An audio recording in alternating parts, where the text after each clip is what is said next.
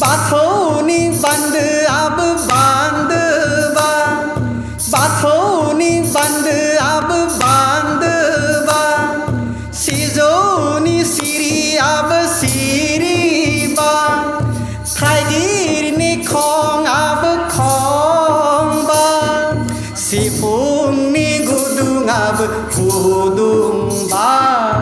बर'नि आसाराबो आसारबा बाथौनि बान्दोआबो बान्दोबा सिजौनि सिरियाबो सिरिबा थाइगिरनि खङाबो खंबा सिफुंनि गुदुङाबो गुदुंबा बर'नि आसाराबो आसारबा जै जै बोराइ बाथौ जै जै बोराइ बाथौ जै जै बोराइ बाथौ जै जै बोराइ बाथौ जै जै बोराइ बाथौ बाथौ धोरोमा देरहासारथों बाथौ धोरोमा गोसारथों बाथौ धोरोमा देरहासारथों बाथौ धोरोमा गोसारथों जै जै बोराइ बाथौ जै जै बोराइ बाथौ जै जै बोराइ बाथौ जै जै बोराइ बाथौ जै जै बोराइ बाथौ लाइमोन आफादनि बानजायनायाव खुंनाय 6 दानारि फरायसालिखौ हमनाय लोगोसे फरायसा बरायनाय हाबाफारियाव दिनै फैनानै जोबोद गोजोननाय मोनदों। दिनैनि बे मेलखौ दैदेनगिरि मानगोनां बिथां मुस्रि बिबारसा बर' आदा आफादगिरि लाइमोन आफाद माजबात बियाब दिनैनि बे आफादनि बेखेवगिरि मानगोनां बिथां मुस्रि गोनां श्रीकान्त दैमारि बिथां आफादगिरि माजबात बियाब दुलाराय बाथौ गौथुम लोगोसे जर'खा आलासि मानगोनां बिथांजो मुस्रिमा रैसुमै दैमारि लिंथुमगिरि दुलाराय बर' बिमा गौथुम लोगोसे आयदा फोरोंगिरि लकेश्वर ब्रह्म गोसोखां गोजौ फरायसालि माजबात जौसाङाव जिरायनो हानाय महन गयारि बिथां नेहाथारि माजबात बियाब बाथौ गौथुम मानगोनां बिथां हरसिं बसुमतारी अरायथा फोसावगिरि उदालगुरि जिल्ला दुलाराय बाथौ गौथुम मानगोनां बिथां मुस्रि सुबेन दैमारि लकेश्वर ब्रह्म गोजौ फरायसालिनि गाहाय फोरोंगिरि मानगोनां बिथां बासिराम दैमारि लेङाइ दौरि माजबात बियाब बाथौ गौथुम मानगोनां बिथांजो निजिरानि नार्जारि गौथुमारि नेहाथारि जिल्ला माइनाव आफाद मानगोनां बिथांजो मामुनि दैमारि नेहाथारि माजबात बियाब आन्सलिक माइनाव आफाद मुस्रि तरुन बसुमतारी लोगो आफादगिरि जिल्ला माइनाव आफाद मानगोनां बिथां सोमदोन बर' नेहाथारि लाइमोन आफाद माजबात बियाब दिनेश बसुमतारी बिथां आंनि लोगो दिनैनि प्राय 10 बोसोर 2017-18 जों बायदि बाथौ गौथुम एबा हारिमु एबा ट्राइबेलफोरनि थागिबिफोरनि बायदि मिथिङाव लोगो मोननाय बिथां दिनेश बसुमतारी आंनि लोगो गाहाय सुजुगिरि बाथौ बुंसार मुस्रिमा सोदोमस्रि बसुमतारी आंजों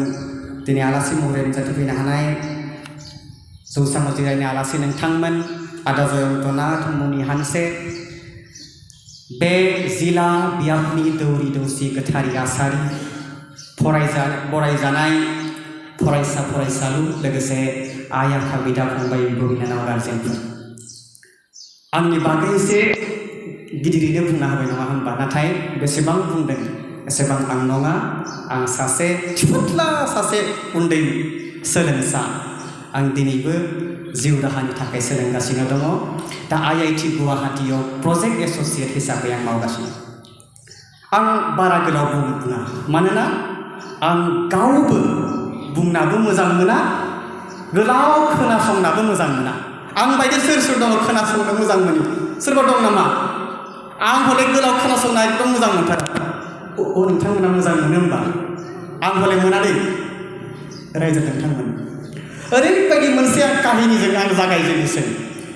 2006 मायथाइ आं बै समाव जवाहर नवोदय बिद्यालयनि आं फरायसामोन नलबारि आं नलबारि थमथमायाव थायो आंनि नङा नलबारि धमधमा हाहादलि धमधमा बियाब दा IIT नर्थ गुवाहाटीयाव थायो बै समाव 15 आगस्ट फिरफिला बिर होनो थाखाय सासे धुति गाननाय सासे बोराय फैदों बोराय माने नोंथांमोना मिथिगौ 15 दिननि मुख्यमन्त्रि नामानो बिथांनि मुङा जाहैबाय डक्टर भुमिधर बर्मन होननाय एकदम गुफुर पान्जाबि गाननानै धुति गाननानै बिथाङा फैदों 15 आगस्टआव ओरैबायदि थिं थिं सान्दुं साबधान बिश्राम होदों मानो 15 आगस्ट ओरैबायदि गोलाव बिबुंथि 1 घन्टा गोलाव बिबुंथि जों आरो इस माला फोजोबगोन इसोर इसोर इसोर माला फोजोबगोन सोरबा सोरबा गोलैलांबाय एम्बुलेन्स लांनानै ORS होलांबाय थेवबो फोजोबा मालाय ओमफ्राय मा होनदों आं आरो बारा बुंलिया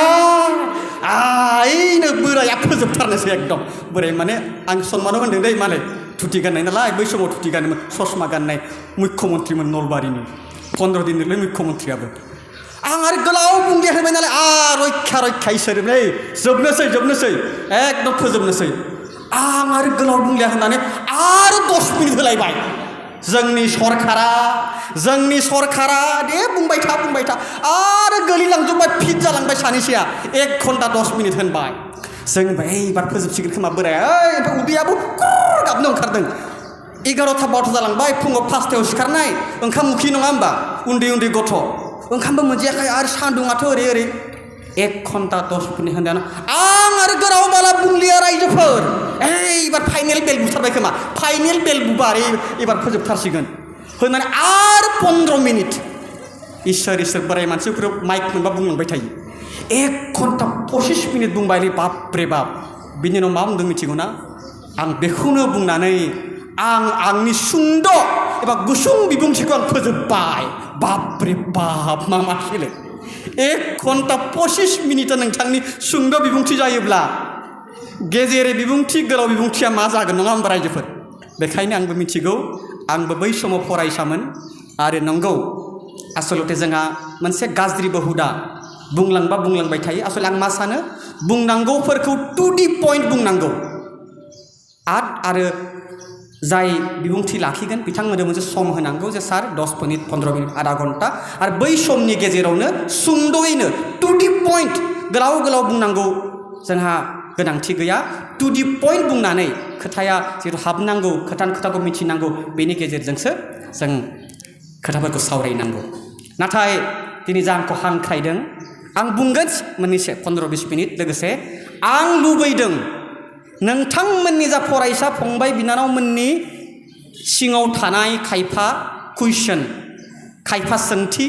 जोङो इयुनाव माबायदि फरायनो माबायदि खालामनो क्लास 10 नि उनाव क्लास 12 नि उनाव ग्रेजुएशननि बेलायाव मास्टार डिग्रीनि बेलायाव PhD नि बेलायाव जों मा खालामनो सारमोना मिथिगोन सिगां उमुक गामियाव BA पास BSc पास होनबा एकदम एक्सपार्ट होनोमोन बेखौथ' दोनथ' जों आफाया मेट्रिकल' पासमोन ओमफ्राय थेवबो मालाय मेरकुसि एम इ स्कुल बाक्सायाव एम इ स्कुलनि हेडमास्टर जानो हादों नाथाय जोंहा आफाया मेट्रिक प्लासबाबो दिनैनि BSc MA MSc आबो जों आफाजों हायामोन बिनि उनाव फैयै मोनसे सम फैबाय गामिनि BA पास बापरे बाप BA पास BSc पास नाथाय बुंनो थाङोब्ला 2026 मायथाइयाव BA BSc MA जेबो नंलिया रायजोफोर ओरैबायदि दिनै इउनिभार्सिटि जाबाय कलेज जाबाय स्कुल जाबाय दिनैनि समाव आं गाज्रि मोना रायजोफोर प्रेक्टिकेल दिनै गामि MA MSc मोनगोन नाथाय MA MSc मोननाय उनाव बे गुन गोनां सोलोंथाइ मोनदोंना मोनाखै सुबुं सम्पद हिसाबै MA MSc PhD जानाय उनाव गावनि राव गावनि हारिमु गावनि सोलोंथाइ गावनि हारिमु आरो गावनि धोरोमनिसिम बिथाङा मा बिबान होदों बेबो मोनसे गिदिर सोंथि रायजोफोर MA MSc गोलैना थाबाय हारिनि सोमोन्दै मोनसे खोथा गैया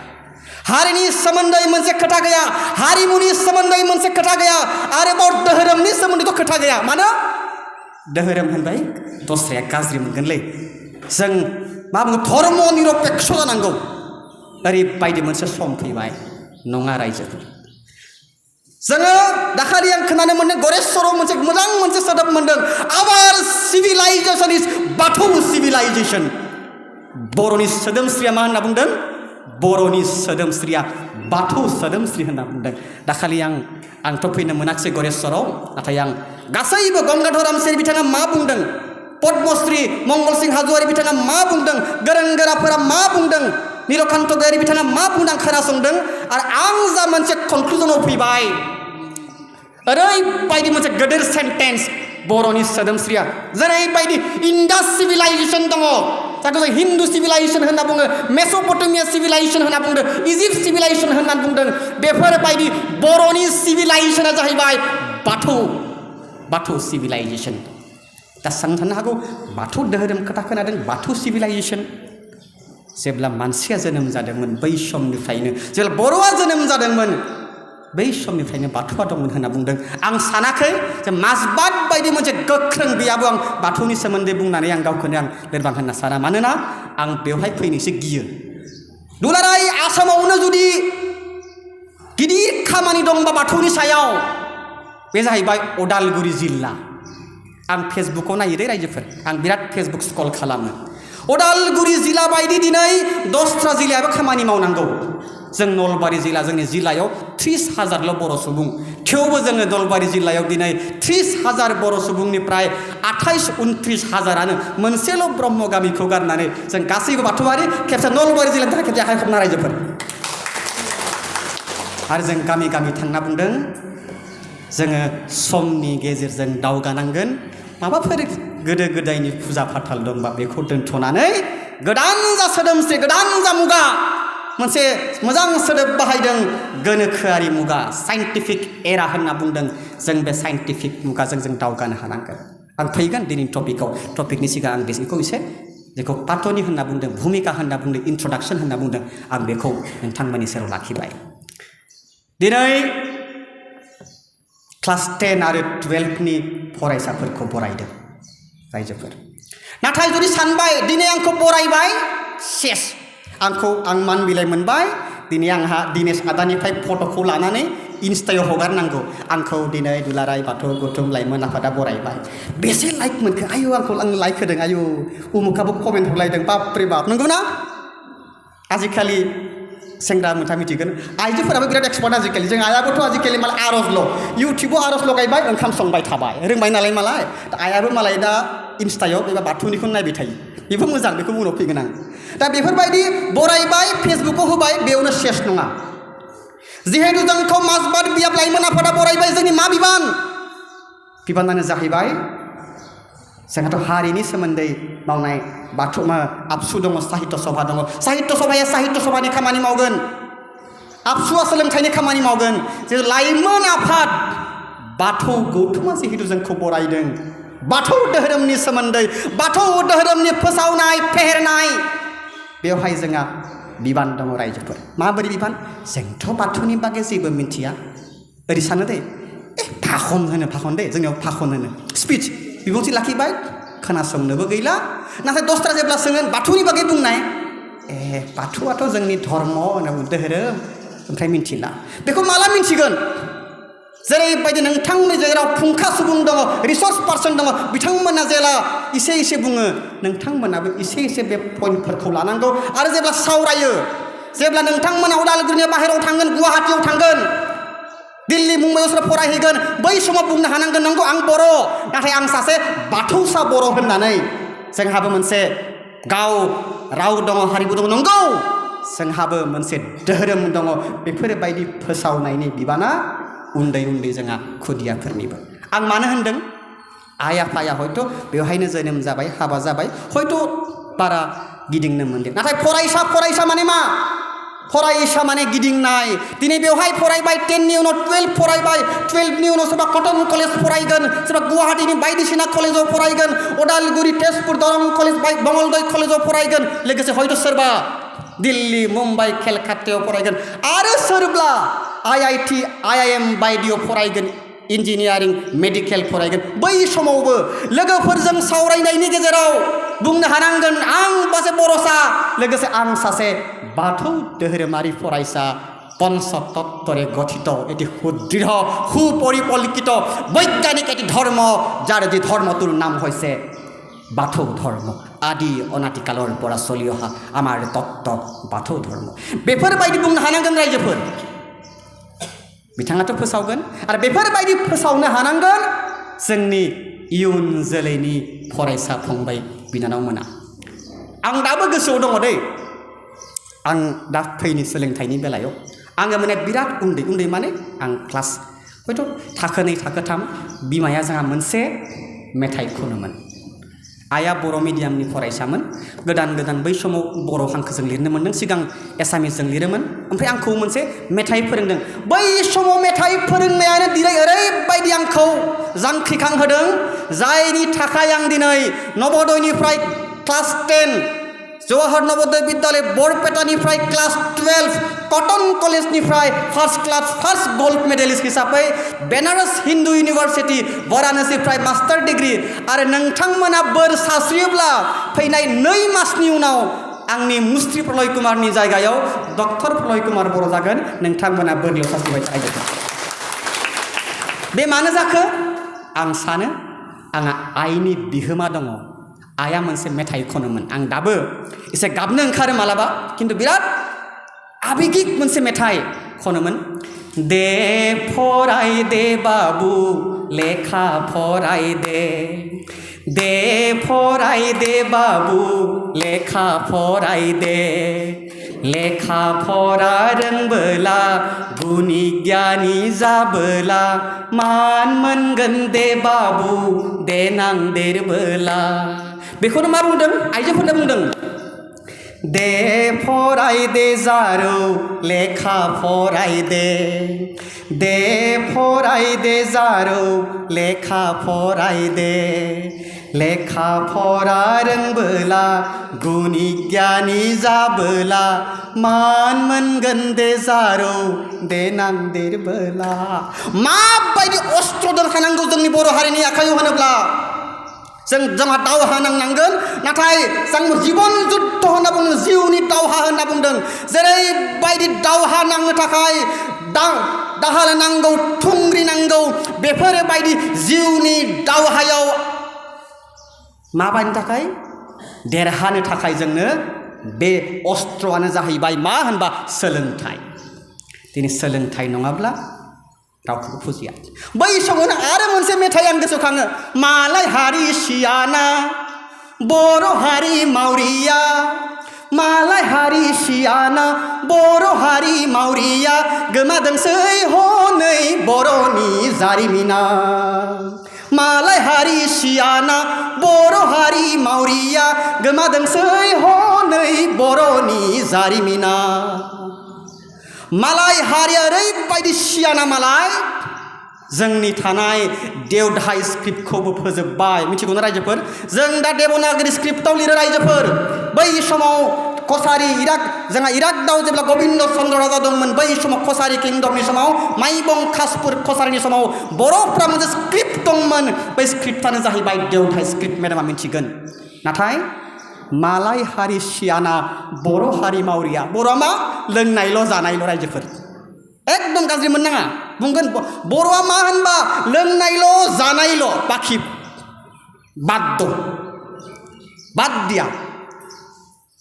नाथाय बै समावनो जोंनि राव हारिमु थुनलाइ जोंनि स्क्रिप्ट जोंनि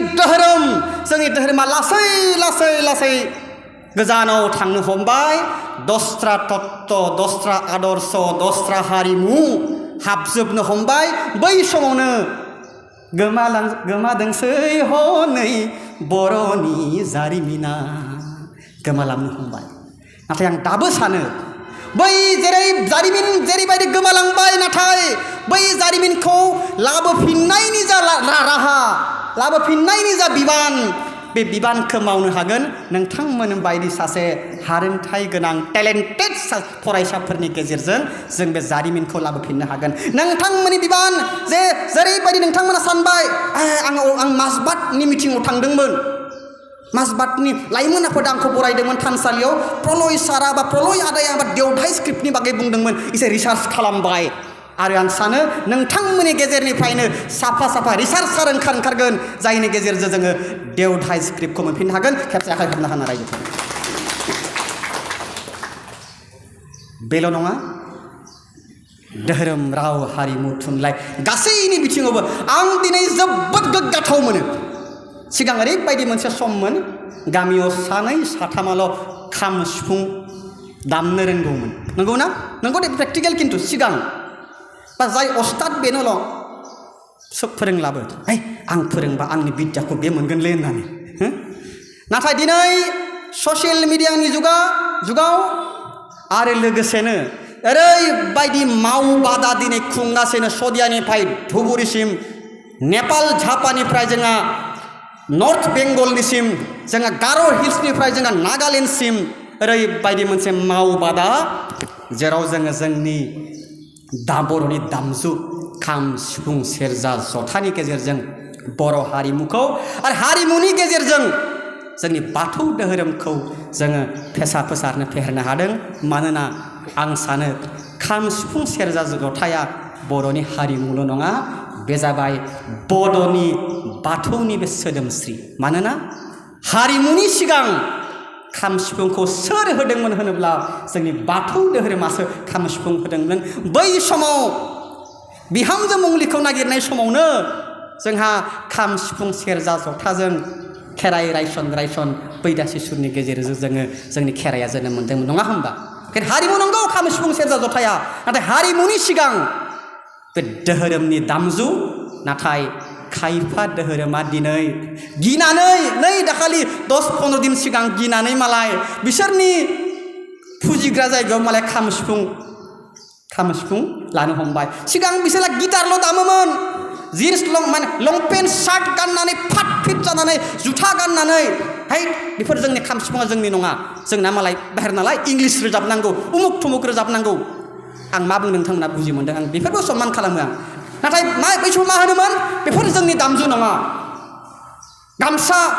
आर'नाइया जोंनि गानजोम नङा गाननाय जोमनाय नङा खबरनि खसाब नङा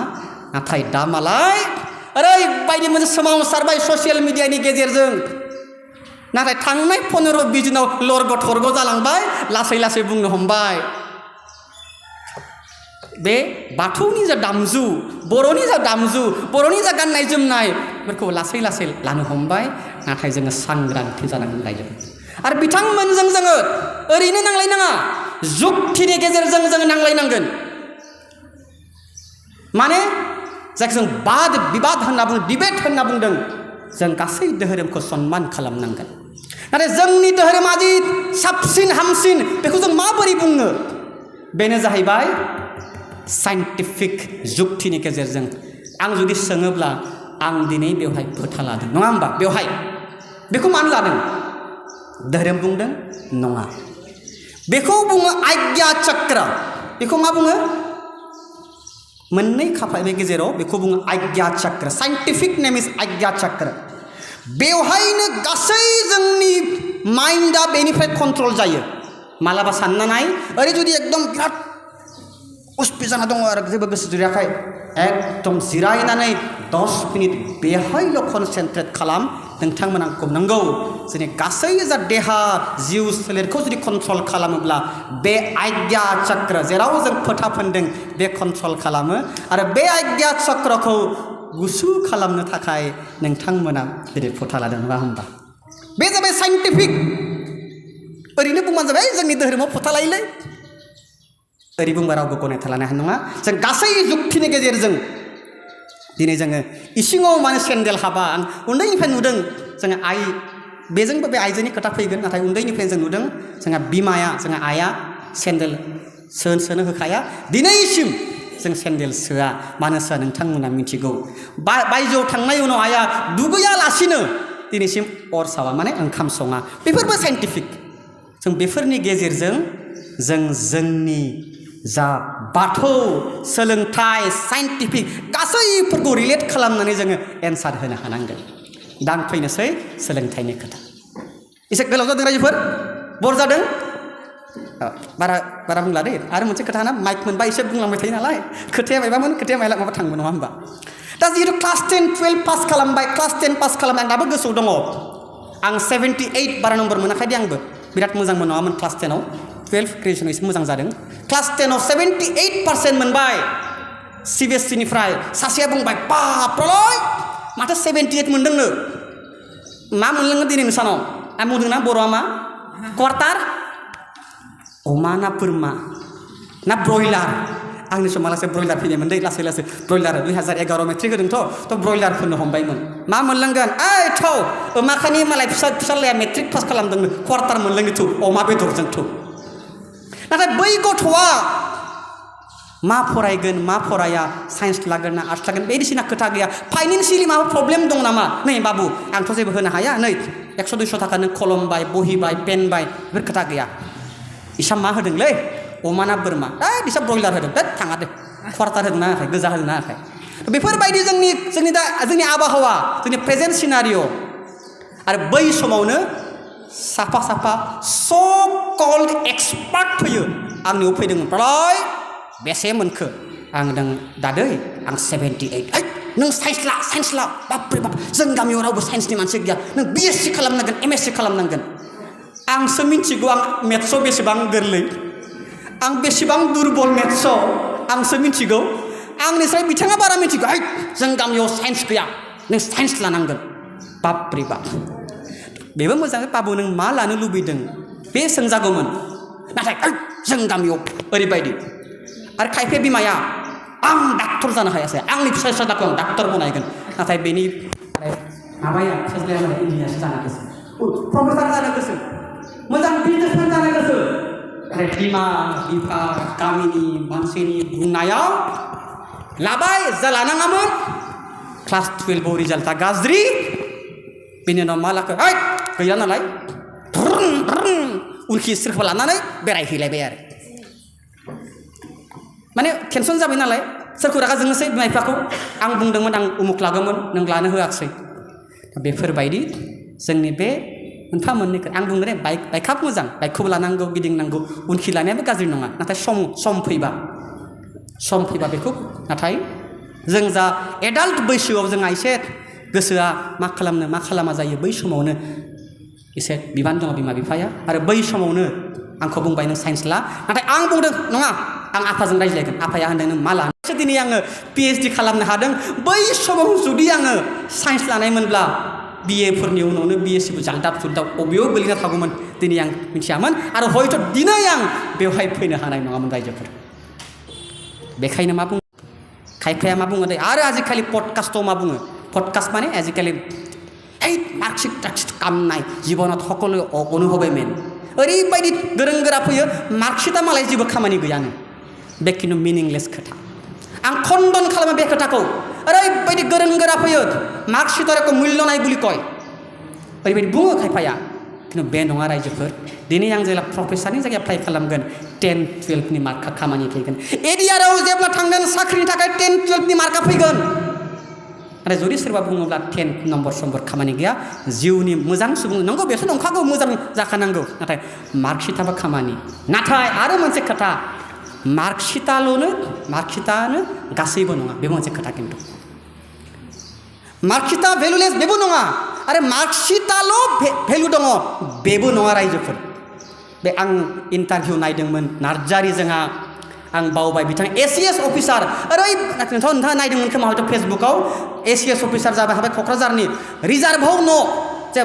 असमियाव बुंदोंमोन जे फरायनो आंहा LP भेन्सार स्कुलनिफ्राय फरायदों पास जादों 3rd डिभिजनाव मेट्रिक पास जादों हायार सेकेन्डारियाव 3rd डिभिजनाव पास जादों 10आव मानो पास जादों 3rd डिभिजनाव भेन्सार स्कुल फोरोंगिरियाथ' फैसा मोनखाया खस्थ' खालामनानै फरायबाय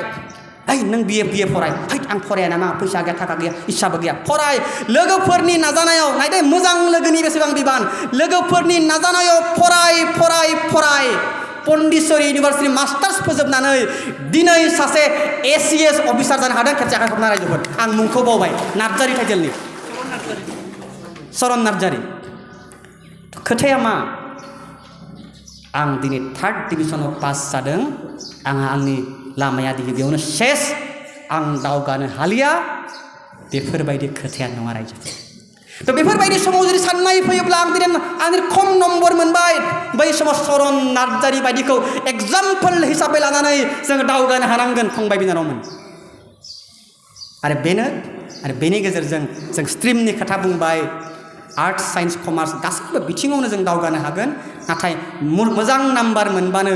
साइन्स लानांगोन बे खोथा नङा मोजां नाम्बार मोनबानो आर्ट्स लानांगोन बे खोथा नङा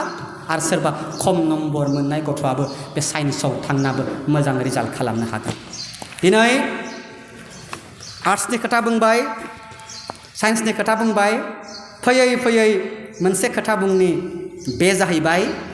गावनि टेलेन्ट जायखौ गावनि हारोंथाय होननानै बुंदों प्रतिभा होनना बुंदों असमियायाव प्रतिभा own talent गावनि हारोंथाय दिनै जुदि सोरबा बुङोब्ला सुलेखा बसुमतारी आब' दिनै एसे बिथाङा बेराम जादों आफा इसोरनिफ्राय जों आरज गाबदों बिथाङा थाब हामथों दिनै जुदि सुलेखा बसुमतारीखौ सोरबा बुंनायमोनब्ला सुलेखा हारमनियाम बाद हो नोङो जुथा गानदो दिनैनिफ्राय हिमा दासनि बायदि खारनाय जागायदो बक्सिं खालामनाय जागायदो लाभलिना बरग'हाइ बायदि अंकुसिता बर' बायदि खारनाय मा होनो बक्सिं ना बक्सिं जागायदो जागौमोन नामा अंकुसिता बर'खौ बे थेलामारानि फिसा बेखौ जुदि बुङोबा थेला अंकुसिता बाद हो बक्सिं टक्सिं नों हारमनियामखौ हमदो दिनैनिफ्राय सारेगामा पा नों रियाज जागायदो जागौमोन नामा जायामोन सचिन तेन्दुलकारखौ जुदि जों बुङोमोनब्ला सचिन नों बेटखौ हमनाङा नों आलदा मोनसे राहा हम जागौमोन नामा जायामोन मानो बुंदों इसोरा जोंखौ जोनोम होदों जोंनि सिङाव गावनि मोनसे टेलेन्ट होदों ओन टेलेन्ट गावनि हारोंथाय होदों बे हारोंथायनि गेजेरजों जोङो दावगानो हानांगोन रायजोफोरा एसे उन्दुनो ओंखारबाय आं गम मोनदों माने बेल होदों नोंथाङा थाब फोजोबदो ओंखाम उखैबा कुर खालामबाय उदैया नोंथाङा थाब फोजोबदो होनना बुंदों बेखायनो आं थाब फोजोबगोन खाम सिफुं दङबा आं एसे रोजाबना फोजोबगोन हायोबा बेवहायनो खाम सेरजा जथा एसे आं आरो 5 मिनिट बुंनानै नङा 5 मिनिट बुंगोन बेनि उनाव थियारि खालामबा होमबानिया टाइमा जाहैगोन दिनै आसाम सरकारनि मोनसे जोङो धन्यबाद होनांगोन साबायखर बावनांगोन मानो होनोब्ला थांनाय 5 बोसोराव प्राय 1.5 लाख सुबुङा साख्रि मोनदों रायजोफोर नंगौ ना एडिआरए रिक्रुटमेन्ट खोनादोंना फंबाय बिनानावमोन एडिआरए ओरैबायदि मोनसे सममोन 1 लाख 2 लाख 5 लाख 10 लाख पर्यन्त टेबुलनि सिंखि मोनामोनब्ला बर' बाबुआ क्लार्कआ केरानिया जुदि मोनामोनब्ला सहि होआमोन 5 लाख 10 लाख होआबा साख्रि मोनामोन दिनै बेबायदि समाव माने खारनानैनो एग्जाम लिरनानैनो एडिआरएआव बायदिसिना साख्रि मोननो हादों रायजोफोर बेफोरबायदि सुबिदाखौ जों लानो रोंनांगोन बिटिआरआव माबोरै बेखौ आं मोजाङै मिथिला खिन्थु अल आसामाव एडिआरए रिक्रुटमेन्टआ बिराद clean and very appreciable by government of Assam बेखायनो आं सानदों नोंथांमोनाबो सोरबा खारनायाव मोजां थिगसे खारदो फुंनिफ्राय बिमाखौ बुं फुङाव आं 4टायाव सिखारगोन एकदम फुं हर खारनाय आरो खारनायजों लोगोसे एसे लिरनाय माबोरै बेसिक मा निउस फैदों मा आपडेट फैदों बेखौ लानानै बे आपडेटनि गेजेरजोंनो जोङो साख्रि मावनो हागोन आं सानो नोंथांमोना बेनि गेजेरजोंनो गावनि राव हारिमु थुनलाइ धोरोम बर' समाजनिसिम बिहोमा होनो हागोन दिनै नोंथांमोननि गेजेराव फैनानै जोबोद गोजोननाय मोनदों जोंहा मेडामबो दङ मेडामाबो बुंगोन आरो आं सानो